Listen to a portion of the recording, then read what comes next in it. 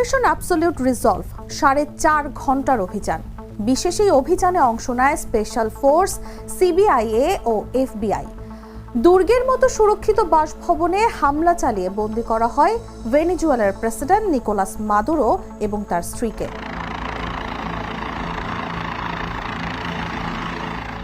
কিভাবে এই দুর্গের মতো বাসভবনে হামলা চালালো যুক্তরাষ্ট্র? জানেন কি? এর পেছনে আছে একজন বিশ্বাসঘাতক। কেন তাকে ধরতে ভেনেজুয়েলার হামলা চালালো ট্রাম্প? জানাবো এই সব প্রশ্নের উত্তর। সঙ্গে আছি আমি তাসলিমা তিথি। হামলা কিভাবে চালানো হলো সেই ব্যাখ্যা দেওয়ার আগে একটু ছোট্ট করে মাদুরো সম্পর্কে জেনে নেওয়া উচিত। বামপন্থী প্রেসিডেন্ট হুগো চ্যাভেজ এবং তার ইউনাইটেড সোশ্যালিস্ট পার্টি অফ ভেনেজুয়েলার রাজনীতিতে জড়িয়ে নিকোলাস মাদুরো খ্যাতি লাভ করেন। তিনি প্রেসিডেন্ট হিসেবে 2013 সালে চ্যাভেজের স্থলাভিষিক্ত হন।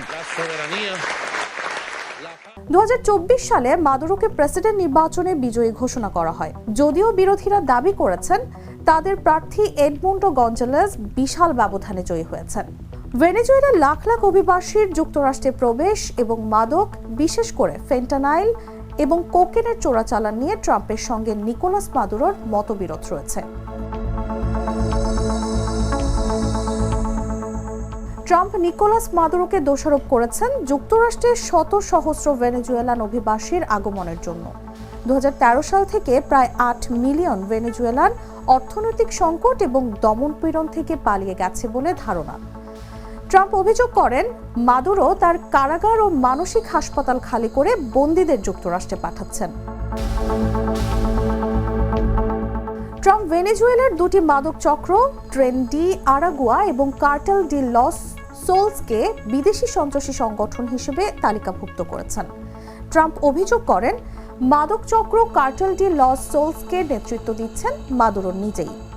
এর আগে মাদুরোকে গ্রেফতারের তথ্য প্রদানের জন্য $5 কোটি পুরস্কার ঘোষণা করেছিল যুক্তরাষ্ট্র। মাদুরো অবশ্য মাদক চক্র কার্টেল ডি লস সোলসকে নেতৃত্ব দেওয়ার কথা দৃঢ়ভাবে অস্বীকার করেছেন। তিনি যুক্তরাষ্ট্রের বিরুদ্ধে অভিযোগ করেন দেশটি মাদকের বিরুদ্ধে যুদ্ধের আড়ালে তাকে ক্ষমতাচ্যুত করার এবং ভেনেজুয়েলার বিশাল তেল ভান্ডার দখলের চেষ্টা করছে।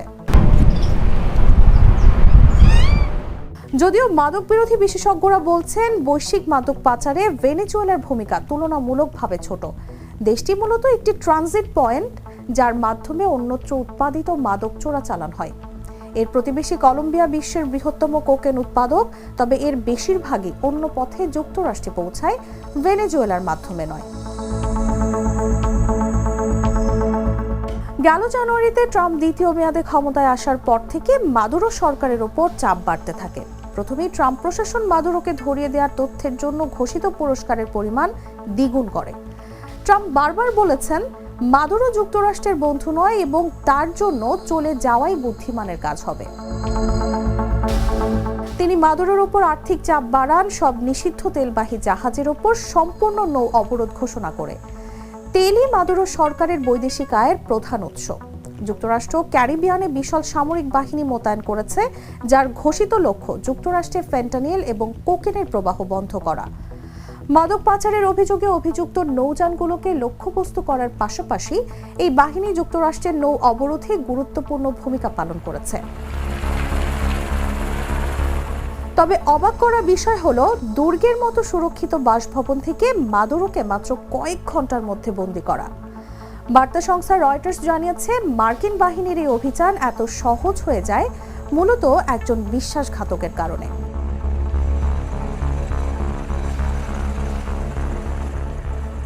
মাদুরোর অত্যন্ত ঘনিষ্ঠ ওই ব্যক্তি প্রতিনিয়ত ভেনেজুয়েলান প্রেসিডেন্টের তথ্য মার্কিন গোয়েন্দা সংস্থা সিআইএ এর কাছে পাঠাচ্ছিলেন। ফলে অভিযানের সময় মাদুরোর অবস্থান এবং নিরাপত্তা ব্যবস্থা সম্পর্কে আগে থেকেই নিশ্চিত ছিল যুক্তরাষ্ট্র। সূত্র অনুযায়ী মার্কিন সেনাবাহিনীর অভিজাত ইউনিট ডেল্টা ফোর্স মাদুরোর নিরাপদ আশ্রয় কেন্দ্রের হুবহু একটি নকল কাঠামো তৈরি করে সেখানে অনুশীলন চালায়। কিভাবে সুরক্ষিত ও শক্তিশালী ওই ভবনে প্রবেশ করা হবে তার প্রতিটি ধাপ ছিল পূর্ব পরিকল্পিত।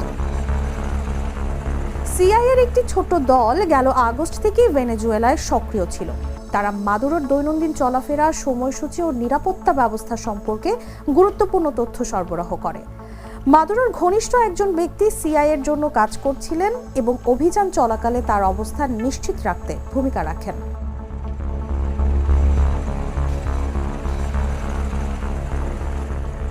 সব প্রস্তুতি সম্পন্ন হওয়ার পর 4 দিন আগে অভিযানের অনুমোদন দেন ডোনাল্ড ট্রাম্প।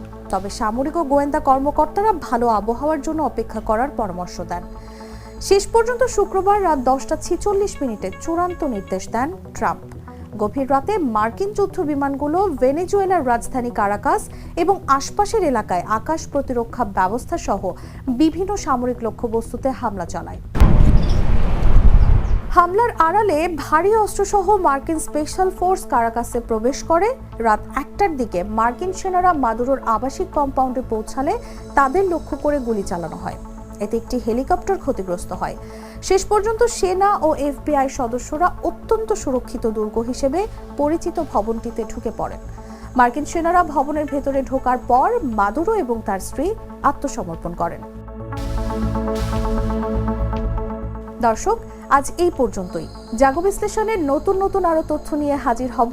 সেই পর্যন্ত সবাই ভালো থাকুন, সুস্থ থাকুন এবং দেখতে থাকুন জাগো নিউজ। ধন্যবাদ।